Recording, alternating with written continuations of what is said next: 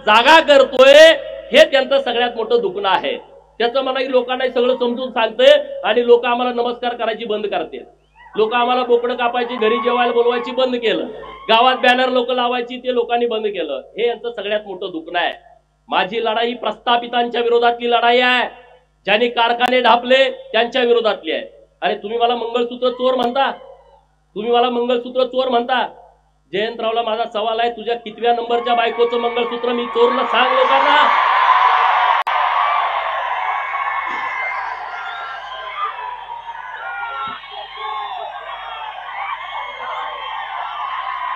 बरोबर ना?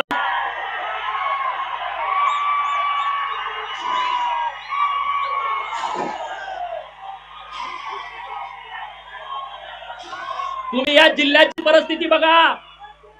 अरे या जिल्ह्यामध्ये खूप लोकांनी काम केलंय, क्रांतिसिंह नाना पाटलांनी काम केलंय, एक स्मारक नाही। क्रांतीवीर नागनाथांना नाईकवडींनी काम केलं, एक स्मारक नाही। अण्णाभाऊ साठेंनी इतकी मोठी क्रांती केली, 1.5 दिवस शिकलेला माणूस वाळवा तालुक्यातला, कुठं स्मारक नाही। हे सगळं बघा। कर्मवीर भाऊराव पाटील जैन समाजाचा माणूस, आणि या महाराष्ट्रातल्या बहुजनांना मोफत शिक्षण मिळालं पाहिजे म्हणून त्यांनी स्वतःचं आयुष्य खपून घेतला।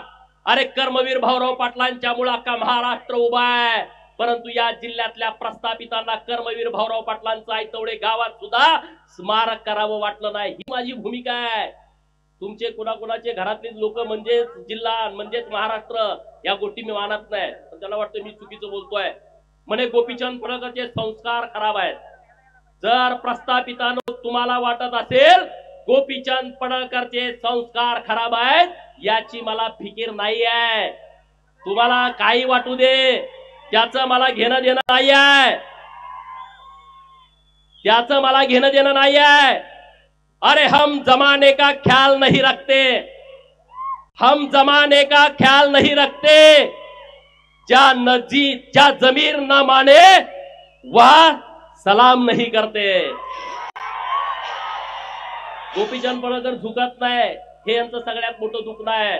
अरे पण मी विषय मांडतोय त्याच्यावरती बोला ना, मी जे विषय मांडले त्याच्यावरती चर्चा करा ना। मी काय म्हणतोय, महाकाली साखर कारखाना ज्याचं 110 कोटी कर्ज होतं आणि बँकेनं ती विक्री करायला परवानगी दिली, त्यातली 60 एकर जमीन विका आणि ते कर्ज भरा। 30 लाख रुपये दरानं त्यांनी ठरवली। त्या पोरानं, माळ्याची लिंगायताची पोर आहे, त्यांनी 15 कोटी रुपये बँकेकडे भरले। आता उद्या जरी बँकेनं सांगितलं तर 35 कोटी रुपये त्यांची भरायची तयारी आहे। मग तुम्ही तो कारखान्याची जमीन का विकू देत नाही? कारण तुम्हाला अख्खा कारखाना ढापायचा आहे 279 एकराचा। 30 लाखानं दर काढलाय म्हणजे विचार करा। कोर्टानं परवानगी दिली, तुम्ही 60 एकर विका, 60 एकरात कारखाना जिवंत राहतोय, 220 एकर जमीन कारखान्याकडे राहते, कारखाना शिल्लक राहतोय। जयंत म्हणतोय नाही, मला अख्खा ढापायचा आहे।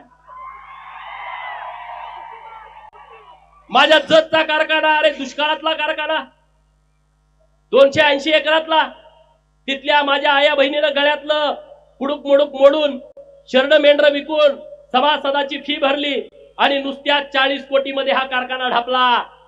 280 एकर जमीन आहे आणि तिथं 10 लाख रुपयाचा दर आहे। मित्रांनो 280 गुणुले गुंठे करा आणि गुणुले 10 लाख करा। अरे मग मंगळसूत्र चोर भरा, तुम्ही म्हणताय माझ्यावरती खोटा आरोप करून, तुम्ही तर लगा अख्खे कारखाने ढापता। माझ्यावरती मंगळसूत्र चोरीची तुम्ही केस घातली, तुमचा धंदा तो आहे ना, दुसरं तुम्ही काय करू शकता?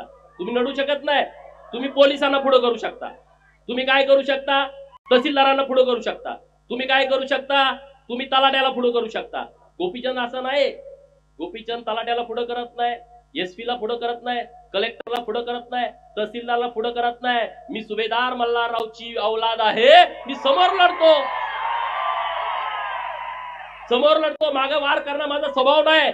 तुम्ही मला किती पण बदनाम करण्याचा प्रयत्न करा, त्याचा मला फरक पडत नाही। आता इथं किती वाजले? 7 वाजून 10 मिनिटं झाली। आता इथं अंधार आहे, नंतर 6 वाजल्यानंतर पाटे इथं उजेड येणार आहे, दुपारी 2 वाजता इथं कडक ऊन येणार आहे, संध्याकाळी परत शिरवाळ होणार आहे। म्हणजे सूर्योदय झालाय तर सूर्यास्त होणार। आता हे बिरोबाचं मंदिर आहे आणि बिरोबाच्या मंदिराच्या बाजूला छोटी छोटी मंदिर आहेत। हे मुख्य मंदिर बिरोबाचं आहे अरे तुम्ही छोटी छोटी मंदिर आहेत, पण तुम्ही ओळखणार कुणाला? बिरोबाच्या नावाने ओळखणार ना. कुठल्याही मोठ्या मंदिरामध्ये छोटी छोटी मंदिरं उभा केली तरी तुम्ही बिरोबाच्याच नावाने ओळखणार.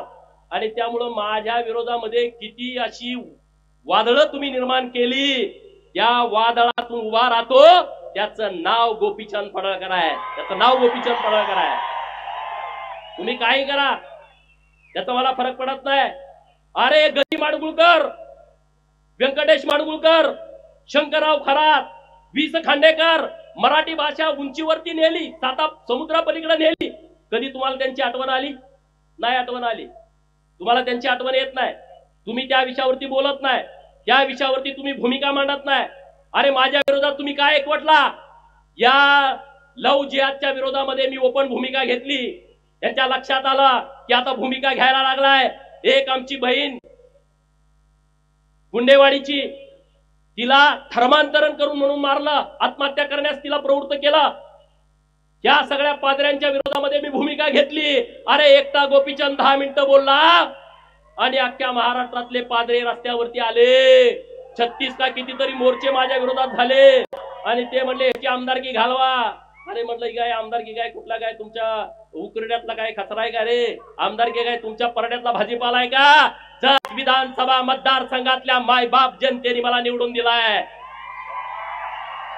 त्यांना तो अधिकार आहे. मग हा पादरेच्या कार्यक्रमाला गेला, हा जिहाद्यांच्या कार्यक्रमाला गेला आणि तिथं माझ्या विरोधामध्ये भाषण करतोय, म्हणजे हा हिंदू विरोधी आहे. ईश्वरपूर मधल्या लोकांनी लक्षात ठेवला पाहिजे, औलाद हिंदू विरोधी आहे, याला जागा दाखवायची वेळ आलेली आहे. बरोबर की नाही? अरे पण तुम्ही मला भीती दाखवताय कुणाला? भीती कुणाला दाखवताय? गोपीचंद पडळकरला. तुम्ही माझ्या डोक्यात जाण्याचा प्रयत्न करू नका. मला ज्यांना ज्यांना वाटतंय गोपीचंद पडळकरच्या डोक्यात जायचंय त्यांच्यासाठी मी एक वाक्य म्हणतो, don't ever try to get inside my head. Don't ever try to get inside my head. It's a dark for you. तुम्ही जर माझ्या डोक्यात जाण्याचा प्रयत्न केला तर ती तुमच्यासाठी काळी कुट्ट अंधाराची रात्र असेल, हे लक्षात ठेवा. मला वाटतंय गोपीचंद म्हणजे मेंढरा मागचा आहे. होय, मेंढरा मागच आम्हाला, आमचा ओव्या गाणारा मेंढरा मागा असतो. तो शाळा शिकलेला नसतो, पण अख्खं रामायण ओवी मध्ये गातो. आमचा मेंढका मेंढरा मागा असतो. तो तिथं शाळेत गेलेला नसतो, परंतु अख्खी गीता त्याला पाठ असते. त्यानं कुणाकडून तरी वाचून घेतलेलं असतं. आमचा 10वीचा 12वीचा MPSCचा पोरगा सुद्धा रात्रंदिवस अभ्यास केल्याशिवाय त्याला एका वाक्यातलं उत्तर लिहिता येत नाही. पण मेंढरा मागे जाणारा माझा मेंढका अख्खा इतिहास सांगतो. ही बुद्धी आम्हाला बिरोबानं दिलेली आहे, ही बुद्धी आम्हाला परमेश्वरानं दिली आहे. डॉक्टर बाबासाहेब आंबेडकर साहेब